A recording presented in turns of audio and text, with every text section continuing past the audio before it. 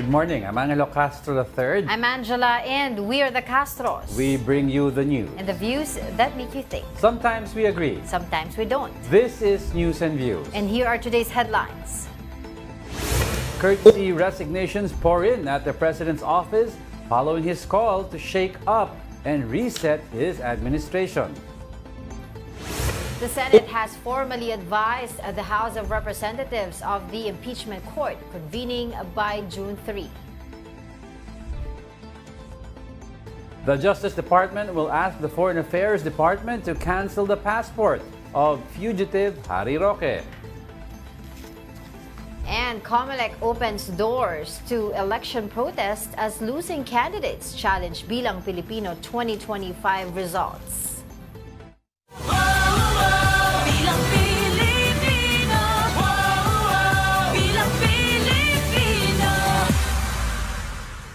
Over 30 cabinet officials have expressed their intent to resign or have already submitted their courtesy resignations following the President's order. Here's the report. The entire presidential cabinet is now at risk of being wiped out. President Bongbong Marcos has requested a courtesy resignations of all cabinet secretaries, agency heads with cabinet rank, presidential advisors, and assistants. One of the reasons behind this decision, the results of the recent Bilang Pilipino 2025 survey. Sa kanyang paningin, nakulangan siguro ang taong bayan sa naging performance ng gobyerno, kaya hindi nila nakuha yung pinaka-target na numero, especially sa Senado. According to the palace, there's no room in the administration for lazy or corrupt officials. This is not about personalities. It's about performance, alignment, and urgency. Those who have delivered and continue to deliver will be recognized. But we cannot afford to be complacent. The time for comfort zones is over. Members of the executive department quickly responded to the president's call. As of Monday night, over 30 cabinet officials have expressed intent to resign or have already submitted their courtesy resignations. Among them is Executive Secretary Lucas Bersamin. Tourism Secretary Cristina Frasco and Transportation Secretary Vince Dizon were among the first to issue statements. We all serve at the pleasure of the President, and it is a privilege to serve our nation. As his people who he has handpicked to help him, we are duty-bound to follow that. Itong ginawa ng Presidente ito, itong mensahe niya, nabasa ko yung statement ng Malacanang, hindi lang serving at the pleasure of the President. We serve at the pleasure of the people. The President has yet to grant a formal interview on the matter, but he addressed it lightly during a speech at Malacanang earlier today. The honorable members of the cabinet. Teka, may laman pa ba yung kabinete ko? Who am I addressing now? Political analyst Edmonia believes there may be deeper motivations behind this cabinet shakeup. Alam mo, medyo matalinghaga yung move na yan. Ano? I mean, whether it's knee-jerk or what have you, being a president and you're talking of the whole government for that matter. Despite the ongoing shakeup, Malacanang assures the public that government operations will not be affected. Even after tendering their courtesy resignations, officials will remain in post unless the president formally accepts their exit. Meanwhile, a few senators expressed support over President Marcos's move to purge his cabinet. Senate President Chis Escudero views it as, quote, a mid-game substitution, a reshuffling of key players based on their performance. He thanked the president for acknowledging that there is a problem and for displaying sensitivity to the sentiments of Filipinos. Meanwhile, outgoing Senator Nancy Binay also lauded the president's decision. The new Makati City mayor is worried, though, of what the courtesy resignations could do to current government projects. Ang concern ko is baka wag sanang maantala yung mga programa. Sana kung may tatanggapin siyang courtesy resignations, yung kapalit nandiyan na kaagad.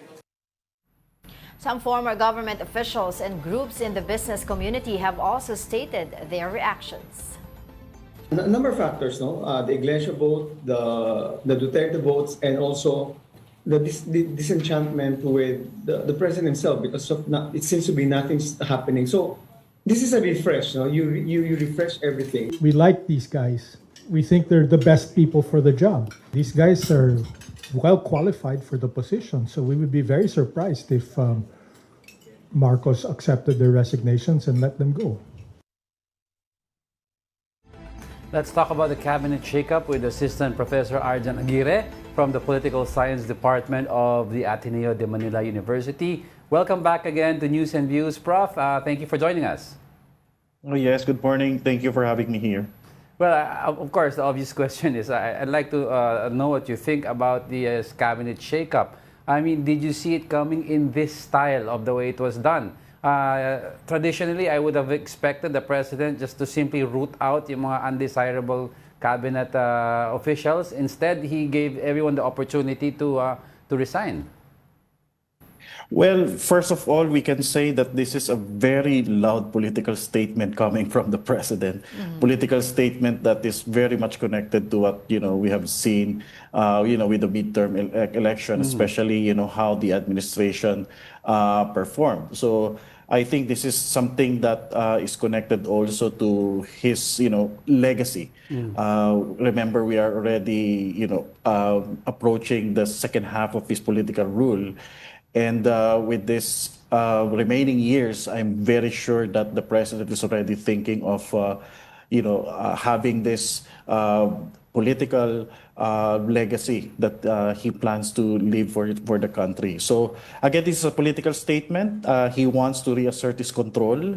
And again, one way of doing this is, of course, changing some of the main or leading figures of his cabinet. So this is something also that is connected to this perception that he's becoming a weak president. So this is something that is also supported by studies abroad that whenever you have a weak president, the usual thing that happens is reallocating the cabinet portfolio. So, Go ahead. Go ahead. Professor Edmonia was here yesterday, and we also talked about this, and he said there might be a deeper motive or bigger motive behind this. Do you share the same sentiment? And what message, aside from what you said earlier, do you think about this shake-up in the cabinet secretaries? Yes, I totally agree with that view because another way kasi of looking at this political response is, this is something that is also connected to the ongoing, political feud. So I think the president wants to, respond to what the Duterte faction is, having these days. They also gained so much, politically speaking. And I think with this cabinet shuffling or reallocating, the portfolio, the president wants to, send this message also to the people that I'm still, the president, and I'm still, having so much control. Again, that's my thinking also, that this is also connected to the political feud. Yeah, Prof, kasi si President Bongbong Marcos also said something, I don't know the exact how to phrase it, about being feared, na hindi daw siya kinakatakutan.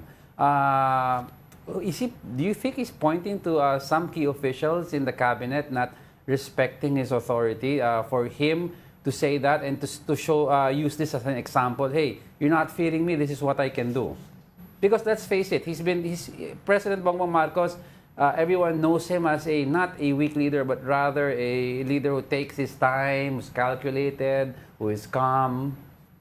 Non-combatant. Yeah, non-confrontational, as many people, are saying. So, in connection to what I have mentioned earlier, perhaps we can also assume that many of his cabinet, secretaries, again, they are also connected dun sa previous administration. So, may mga holdover secretaries tayo. So, you cannot, blame him if he thinks that way, that there are, perhaps at the level of secretaries, USEC level, even ASECs, meron pa ring mga nagsusupport or nagsisympathize to sa karibal na faction.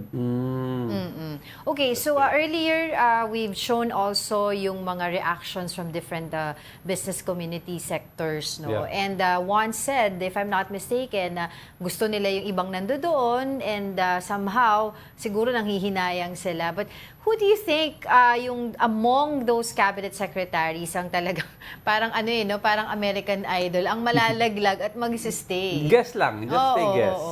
Based on their performances, of course. Well, I'd like to highlight that many of our cabinet secretaries nowadays are really doing well. Like for example, defense. Yeah. The defense secretary Gilbert Chodoro deserves our commendation for doing a good job in handling the situation That's in the West Philippine Sea. The new Secretary of Transportation, Vince Yeah. Dizon. Many people are happy. They welcome this appointment of Secretary Dizon. DSWD also. We can also mention Secretary Gatchalian. Yun nga I agree that many of the secretaries nowadays are doing their job well. But I suspect talaga that this cabinet shuffling is just a political message, and I'm very sure that majority of the current secretaries will be retained. If in fact nakikita ko rin, nasa-sense ko rin na some of them will be promoted. Meron mga mag-e-exit. I'm not supposed to mention their names, pero may mga mag-e-exit for sure.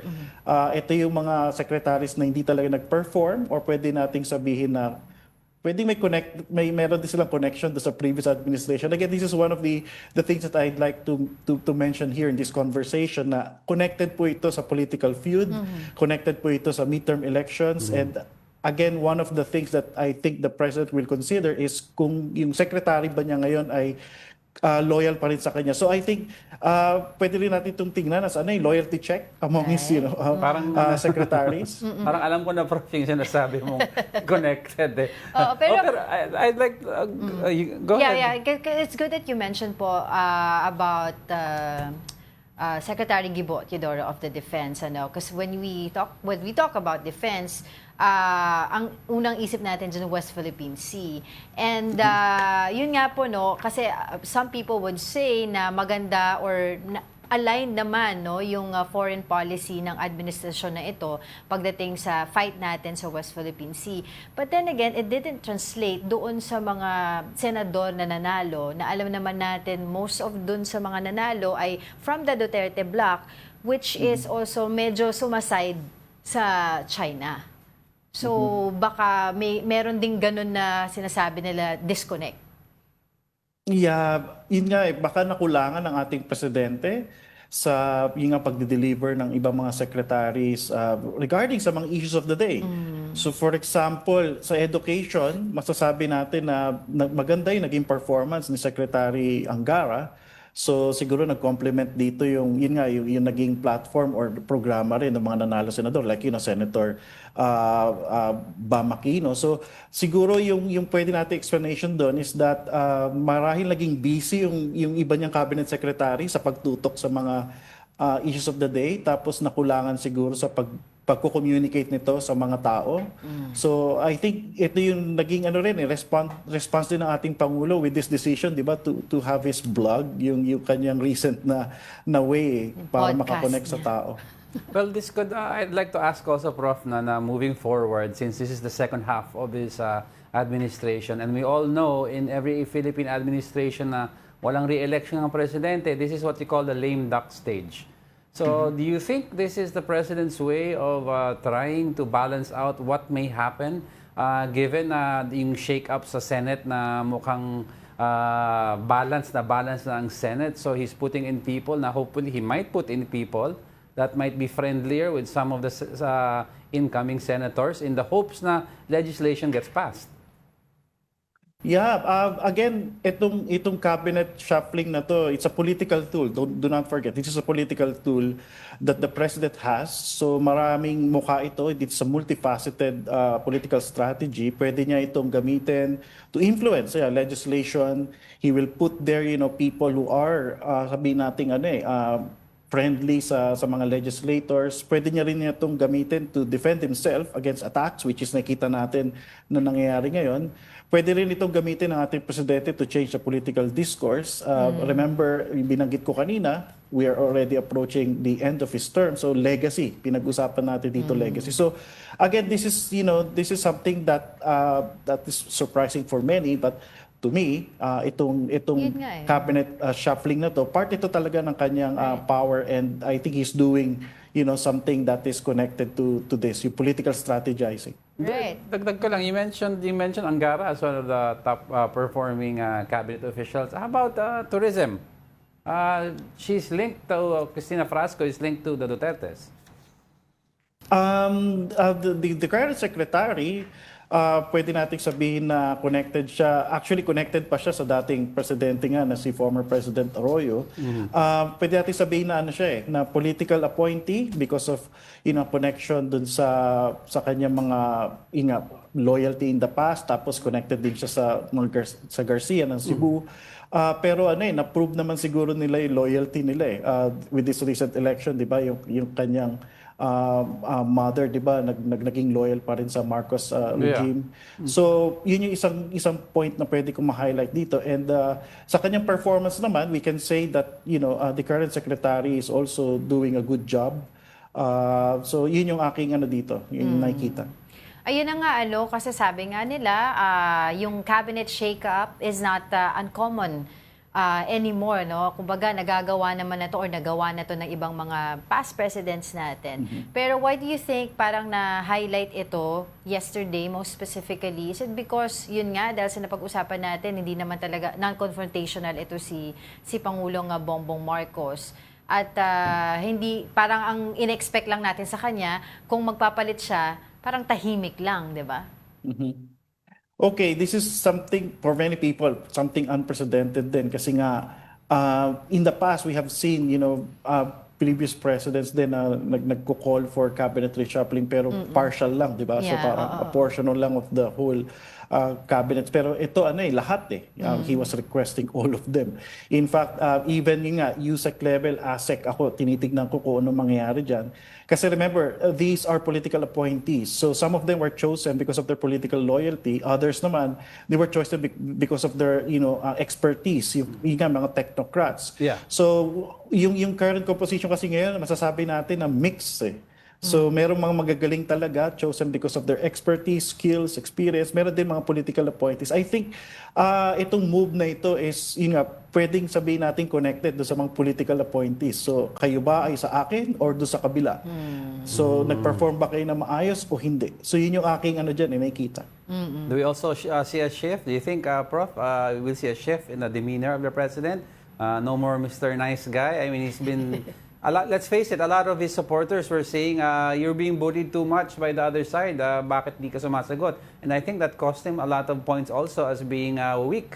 Do you see a shift in his demeanor this next 3 years? Perhaps he'll be more vocal or perhaps more communicative when it comes to what he thinks about, what he senses about the situation. In the past kasi nakita natin na he tends to shy away from interviews or interactions with the media. So the appointment of Secretary Castro, exactly. To me, to me, it's a welcoming development na siguro dun sa mga hard-hitting questions kay Secretary Castro yon, pero dun sa mga mas sabi nating ma-handle ng mga conversations kay President Marcos yun. So this time magiging mas visible siya. Makikita natin na with this decision to come up with this vlogging approach, mas magkakaroon siya ng interaction with the people, and I think he will really need that, especially for the second half of his political rule. Pambawi ito ito, especially do sa naging performance ng first half na nagkaroon siya ng political foe or rival na talagang very powerful, very popular. And I think yun yung naging consideration din niya kung bakit niya ito ginagawa recently. Do you also agree with others, kung may mga analyst na na-observe nila na may mali daw sa messaging, sa communication ng administrasyon na ito? May mali in the sense that may mga contradictions. Meron sila sinasabi, tapos iba yung ginagawa. Tapos, marami akong nakitang gano'n na kunwari sinabi ng presidente na hindi siya makikialam sa impeachment o kaya ayaw niya na impeachment pero yung mga kaalyado niya ginagawa yung ganito. So I expect for the second half, magkakaroon ng consistency. If he really, doesn't want the other faction, I mean, he really must say it. I mean, directly to the people. Kung bakit di siya nag-agree, kung bakit, he rejects, kung ano man yung ano. Tapos recently, di ba, nag-statement din siya na handa siya makipag-ayos. To me, pwede rin natin tingnan ito sa ploy na yun nga, perhaps nag-gather, nagmamaster pa sila ng enough resources para for the second half, makabawi sila or masigurado na ma-accomplish nila yung political goals nila. Kasi obviously sa ngayon, masasabi ko na mukhang naging complacent sila especially with the thought na, na-occupy nila yung mga key positions sa government tapos yung house, hawak din nila. Hindi nila nakita na, yung popularity ng karibal nila like the Dutertes, mukhang makaka-apekto sa kanilang political future. At ito na yung future na tinitingnan nila, the second half. So, yun yung aking dito, nakikita. Well, Prof, let's also remember, he never said naman na reconciliation with the Dutertes. It could mean a lot of things given that you also have the two Dilaws and the Pink supposedly coming back into the top 5 of the Senate. It could mean a lot of things. In connection with that, this is what I wanted to ask you now. In the first 3 years, there are a lot of expectations from the Pink and the Yellows that they will not be happy with what PBBM would be doing. They were proven wrong. In other words, parang na-disarm ang mga Yellows and Pinks in a sense na most of his policies were very similar to the late President Benigno Aquino. So, now do you expect PBBM to more push on policies that are similar to that of his father to recapture the supposed Northern Bloc, who are also confused by his style of leadership? Well, I'd like to think that the president will still remain. I mean, like that. He has no choice. Many of the problems nowadays are connected talaga dun sa mga sabi nating lack of measures, lack of programs. And I think that the president is well advised also by the people who are part of his cabinet din. Yes. So yun yung aking dito. He has no choice but to pursue the better policies, better laws na dapat natin makuha. And nagkataon lamang na ito yung mga na pinupush ng liberal forces. So I think magtutuloy-tuloy ito. Well, abangan pa rin natin dahil hanggang ngayon wala pa naman tayo nakikitang mga new appointees or reappointments. So, and we'll still be talking to Prof for the next 3 years before the next election. Thank you so much. Let's hope for the best. Let's hope for the best. That's right. That's right. Thank you so much for your time, Assistant Professor Arjan Aguirre of the Ateneo de Manila University. A member of the House Prosecution Panel says they are now 90% ready for the impeachment trial of Vice President Sara Duterte. Here's the report. On Thursday, House prosecutors began discussing preparations for the historic trial of Vice President Sara Duterte. We resumed our meeting after the elections and we discussed the letter of the Senate President sent to the House of Representatives that we will present the articles of impeachment on June 2 before the Senate. I guess we will present the articles of impeachment during their session. As stipulated in the Rules of Procedure, the House Prosecution Panel has to present to the upper chamber the articles of impeachment. Senate proposed to do this on June 2 at 4 in the afternoon. House Prosecutor Bel Zamora said 5 to 10 law firms are helping them with the trial. And at this point, they are 90% ready.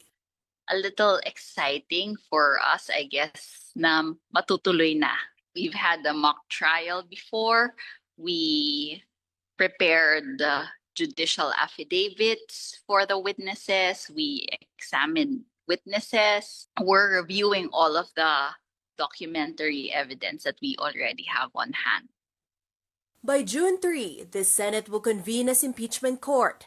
Pre-trial is set to begin by June 24 until July 25, while the impeachment trial proper is expected to start by July 30. VP Duterte earlier said she is ready for the impeachment trial. We'll be back with more stories after the break. Keep it here on One News.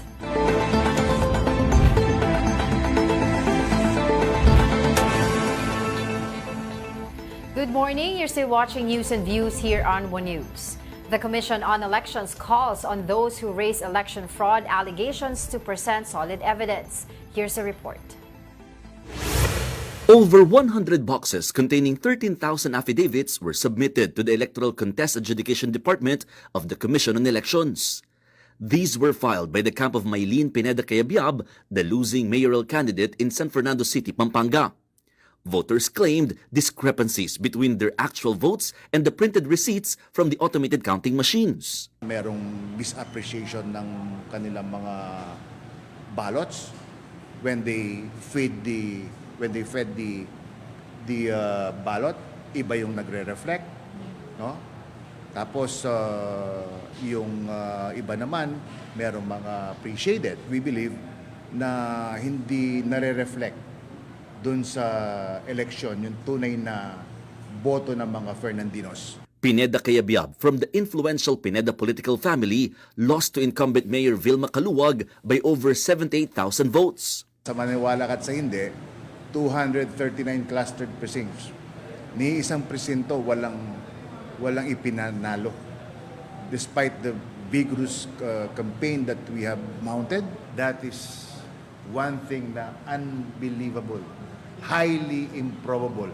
Cebu City Mayor Michael Rama also questioned the results after losing by over 136,000 votes to winner Nestor Arquival. Yung number ko usually, as it is being presented, ito 200,000 yun. Abot na nga ng 300,000. Bakit ang ending 120 lang?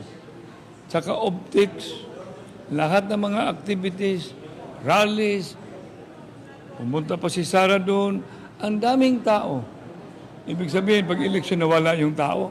The COMELEC said they welcome electoral protests which follow the proper legal process.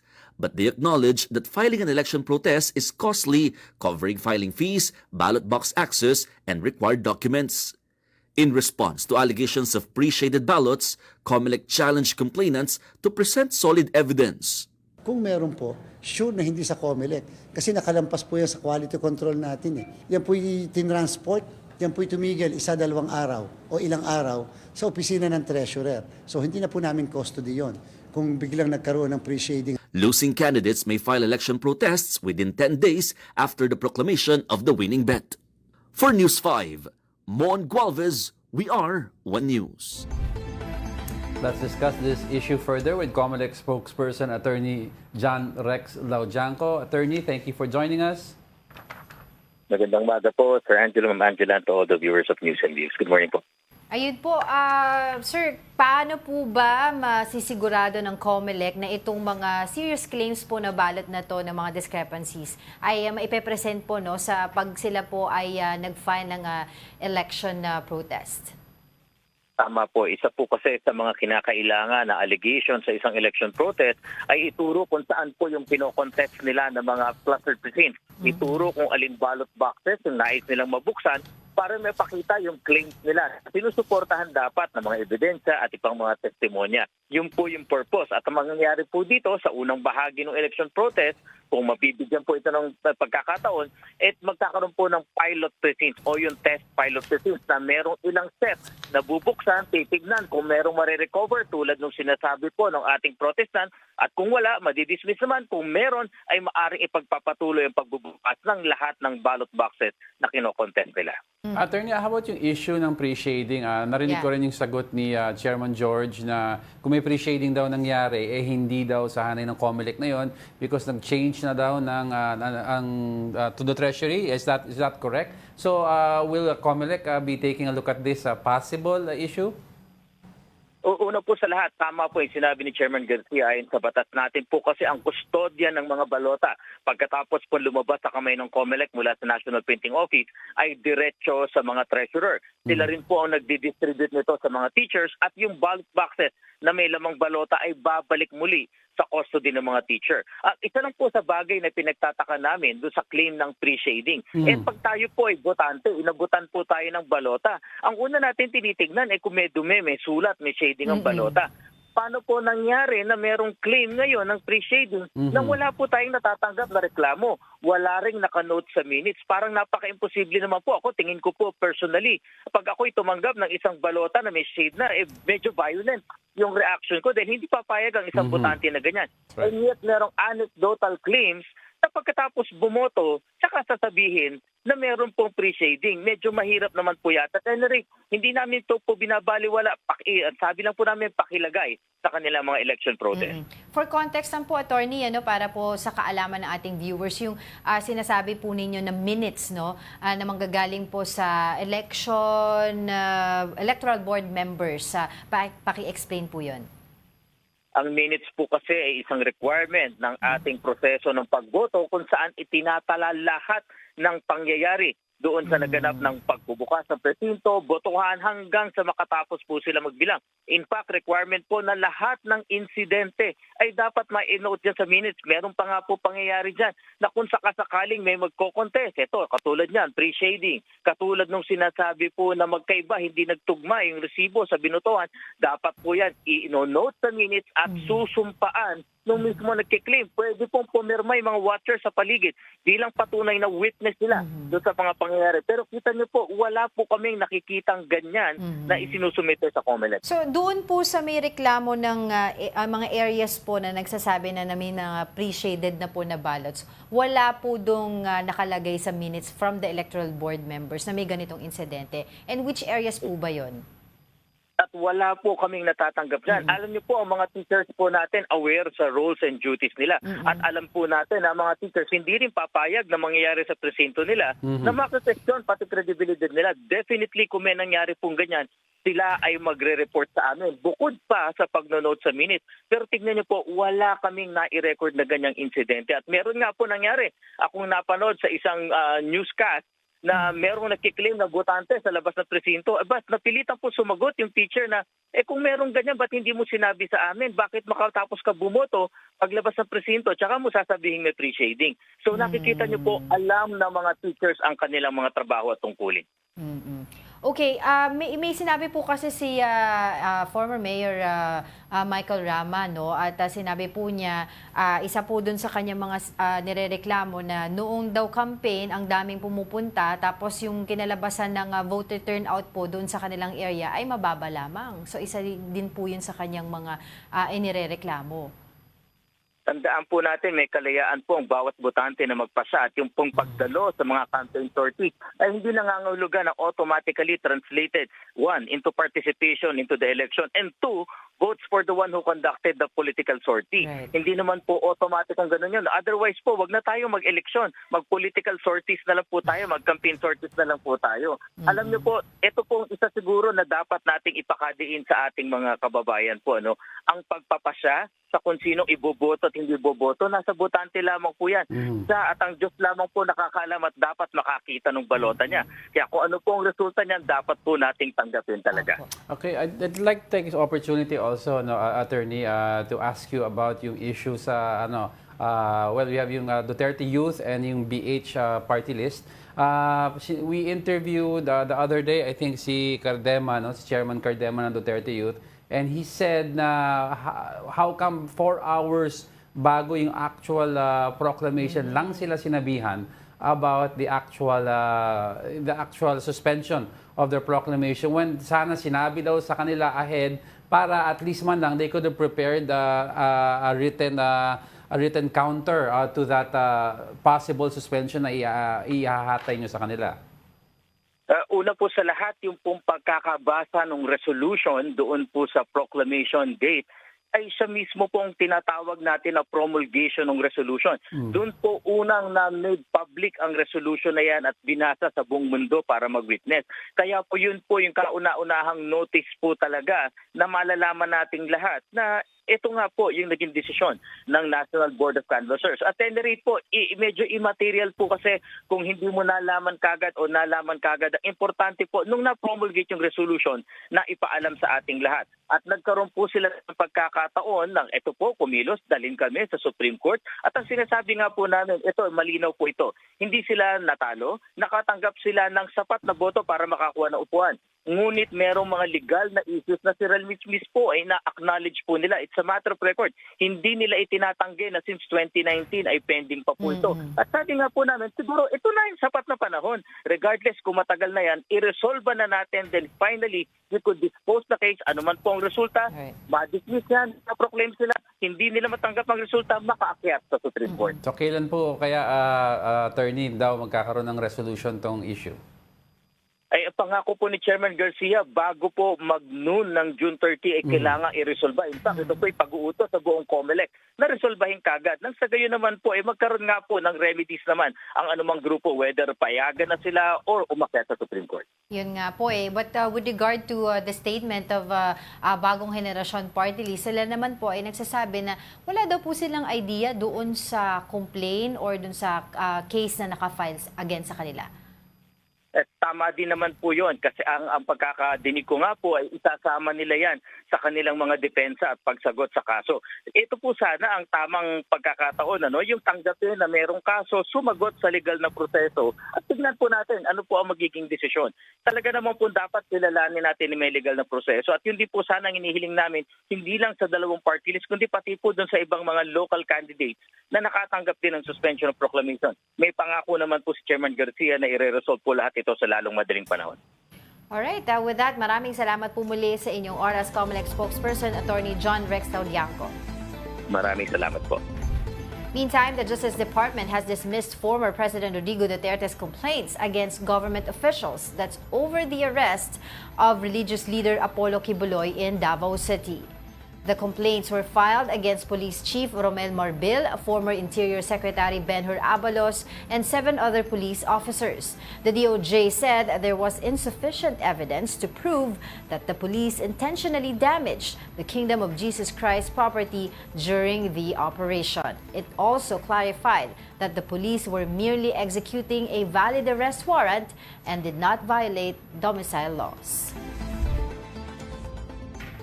The Office of the Ombudsman orders Cebu Governor Gwen Garcia to explain her failure to heed its earlier suspension order.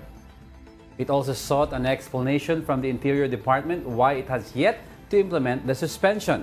Garcia is accused of granting a special permit to a firm without an environmental compliance certificate from the Environment Department.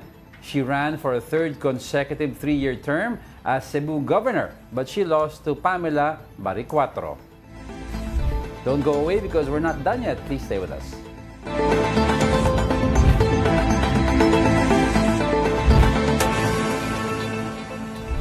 Welcome back. You're still watching News and Views here on One News.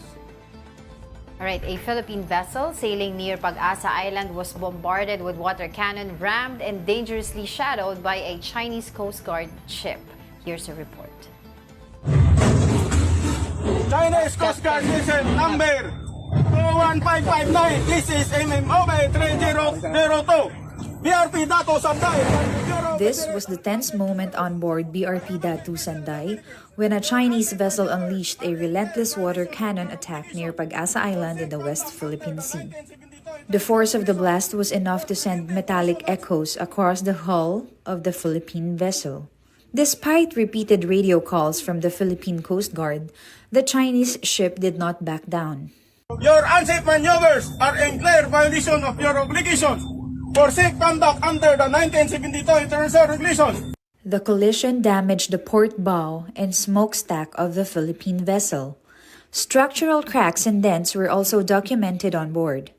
The incident occurred on May 21 during a legitimate maritime scientific research mission by the BRP Datu Sanday and BRP Datu Pagbuaya around Sandy Cay 2. This marks the first time the BRP Datu Sanday has been targeted by water cannon attacks since China hoisted its flag in the area. Despite the aggression, the PCG says it will not resort to China's tactics. It does not have any strategic gain on our part kung gagayahin natin sila. We just have to maintain our moral high ground, that we are law abider. In a statement, the Bureau of Fisheries and Aquatic Resources confirmed that despite interference in hostile maneuvers, the research mission was successfully completed across Pag-asa Case 1, 2, and 3. 2025 dialogue on ASEAN maritime security is now on its third day. For the details, let's bring in mobile journalist Merimon Reyes live from Pasay City. Merimon! Good morning, Angelo and Angela. So far on the last leg of the 2025 ASEAN dialogue on ASEAN maritime security, kompleto na yung dignitaries, diplomats, representatives, even maritime scientists, and the next generation leaders from the 10 member states of the Association of Southeast Asian Nations or ASEAN. So kompleto dito from Brunei, Cambodia, Indonesia, Laos, Malaysia, Myanmar, and even the Philippines, which is the hosting country for this one, Singapore, and Thailand. And so far, this event organized by the NGO, We Protect Our Seas in partnership with the Philippine Coast Guard and the National Maritime Council, this hopes to uphold a dialogue or an avenue wherein member states of the ASEAN would have the opportunity to speak on issues without the influence of power states, which are, kasi wala dito yung US and wala rin tayong representative dito from China. Pero nung nakausap natin si Commodore J. Tariela, spokesperson for the West Philippine Sea, there will be no pointing of fingers and no ganging up against countries,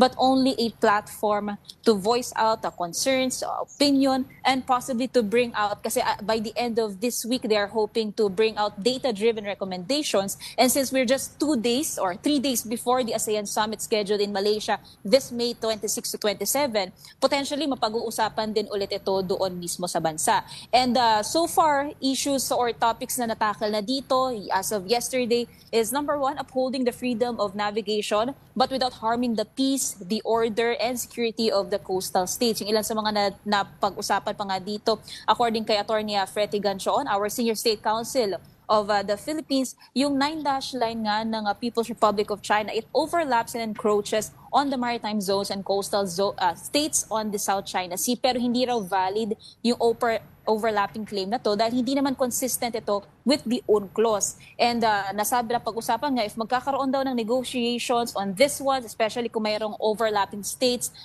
particularly lalo na kung may claimant states doon sa South China Sea, kailangan daw ng ground rules which are found doon nga sa UNCLOS or the United Nations Convention on the Law of the Sea. At na-bring up din kahapon yung overfishing naman na nagiging reason kung bakit yung fish stock management naobserbahan na bumababa ng araw yung biodiversity, hindi lang ng mga isda, even ng mga coral reefs, which Dr. Charina Lynn Amedo Repolyo from the Marine Science Institute of the UP recommends na magkaroon ng collaborative effort or cooperation across regions or states para raw masiguro na hindi nga maaabuso ang biodiversity. And they are also calling out for public awareness and education, transboundary cooperation, marine scientific research, para hindi lang naman daw kasi ito just a matter of legalities, international law, rules-based order, or rule of law. It's more on really establishing yung common sense of consciousness across ASEAN nations. And for today, ngayon ongoing pa doon sa loob yung unang panel discussion, and it's focused on the countering disinformation,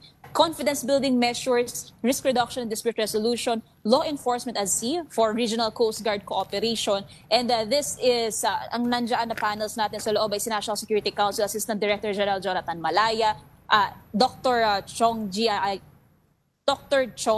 Jaian from the National University of Singapore, Commodore J. Tariela from Philippine Coast Guard, and Dr. Trisha Yeo from the University of Nottingham, Malaysia. And so far, medyo nagkakaroon nga dito ng common sentiment na there is really the need to establish communication and education across all sectors, across all countries and states. Hindi lang daw para maintindihan nila kung ano nga ba yung nangyayari sa kanilang partikular na bansa, kundi kung paano nito posible maapektuhan din yung relasyon nila sa ibang bansa, especially when it comes to territorial disputes such as those na currently na i-experience natin dito with the presence of the Chinese conducting unauthorized maritime research, plus ito nga kanilang pagwa-water cannon still around Sandy Case 1 and 2. Pero later on, pagkatapos itong kanilang panel discussions, we'll try to get more insights naman from the National Security Council and potentially from the Philippine Coast Guards kung ano nga ba yung next steps nila regarding this. Balik sa inyo. Meron mo siguro isang tanong na lang, nabanggit ba nila, or yun nga, nabanggit mo rin nga pala kanina, na napag-usapan din dyan yung tungkol dun sa ilang mga concerns natin dyan sa West Philippine Sea. Particularly, ito nga nangyari nga yesterday. Yeah. And several incidents that happened years ago pa rin. Ano yung naging tugon, nung ating mga ASEAN members dyan tungkol doon? So far, what is happening ngayon kasi is yung pinaka-sharing pa lang nila. Yung magiging actionable recommendations nila, potentially we'll find out later pagka natapos na ito or maybe sa mga susunod na araw. And since magkakaroon nga nung ASEAN Summit sa Malaysia, baka mas magkaroon ngayon ng in-depth resolutions regarding this. Kasi yung isa sa tinitignan din nila ngayon, base rin sa mga nakausap natin, there are still problems daw persisting in operationalizing regional and maritime security. So it's agreed upon across them, sa nakausap natin na si Miss Bryn Isaac, the ASEAN is not yet united when it comes to talking about the South China Sea. And yun nga, ang nakita nila dito, potentially baka dahil daw doon sa perceived lack of good faith and adherence to historical claims ng China. And yung ASEAN's consensus-based approach kasi, medyo may hinder pa raw nito yung geopolitical development. So, we'll find out later kung paano nga ba ano nga ba yung middle ground na kanilang gagawin. Kasi nga, sa mga nakausap natin, medyo nagkakaroon pa ng hatian dito. And yung pinag-uusapan nga na rules-based order, international law, the UNCLOS, isa-isa pa lang ito, nininitpick pa lang talaga nila yung kanilang mga perception dito. So, maybe later on, we'll find out muna kung ano nga ba yung magiging conclusion nila after the 3-day dialogue. Alright, maraming salamat sa iyong oras, mobile journalist Merimon Reyes, live from Pasay City. Now, some areas may experience rains in the next 24 hours. Luzon, including Metro Manila and Visayas, may expect isolated rains. That's due to the easterlies or warm and moist winds. Mindanao, meanwhile, is expected to experience scattered rains due to the ITCZ. That's the convergence of winds coming from the north and south hemispheres. Due to continuous downpour, some landslides incidents were reported in Zamboanga del Sur. Authorities are now conducting clearing operations. Maraduk is putting the spotlight on its homegrown Maraduk native pig, a local breed gaining attention for its distinct quality. Its meat is reportedly more tender and its skin crispier when roasted. Lechon. Mobile journalist Denise Valdesancho with the story.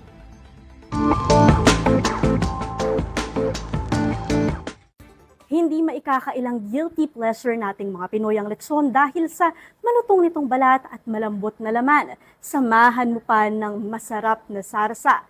Pero may ile-level up pa raw yan. Kung ang Japan may Wagyu beef, dito sa Pilipinas, partikular sa probinsya ng Marinduque, sikat naman ang Maraduk native pig. Kilala ito dahil sa high-quality meat na perfect daw para sa iba't ibang putahe, kabilang ang lechon. The Maraduk pig actually is our Philippine native pig that we improved a little bit through organized breeding and selection. Ayon sa kanila, mas maganda ang marbling at mas malutong ang balat ng Maraduk at ang mga enhanced characteristics na yan naging posible dahil sa tinatawag na closed nucleus breeding system. Dito sinasala ang mga may pinakamagandang characteristics mula rin sa ating mga native pig.